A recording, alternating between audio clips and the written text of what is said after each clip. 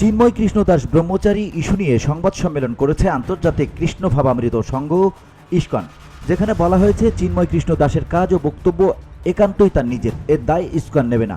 বৃহস্পতিবার রাজধানীর স্বামীবাগ আশ্রমে অনুষ্ঠিত সংবাদ সম্মেলনে এমনটা জানিয়েছেন ইসকনের সাধারণ সম্পাদক চারুচন্দ্র দাস ব্রহ্মচারী। এ সময় ভারতের মন্তব্যে সম্পৃক্ত না থাকার দাবিও করে সংগঠনটি।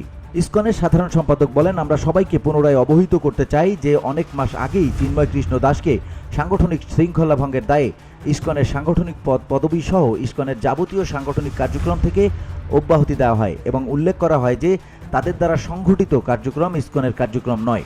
চারুচন্দ্র বলেন, গত ৩ অক্টোবর অফিসিয়াল বিবৃতির মাধ্যমে জানানো হয় যে চিন্ময় কৃষ্ণ দাস ইসকন বাংলাদেশের মুখপাত্র নন, তাই তার বক্তব্য সম্পূর্ণ ব্যক্তিগত। অতএব লীলারাজ গৌর দাস, স্বতন্ত্র গৌরাঙ্গ দাস ও চিন্ময় কৃষ্ণ দাসের বক্তব্য এবং কৃতকর্মের জন্য ইসকন বাংলাদেশ কোনোভাবেই দায়বদ্ধ নয়।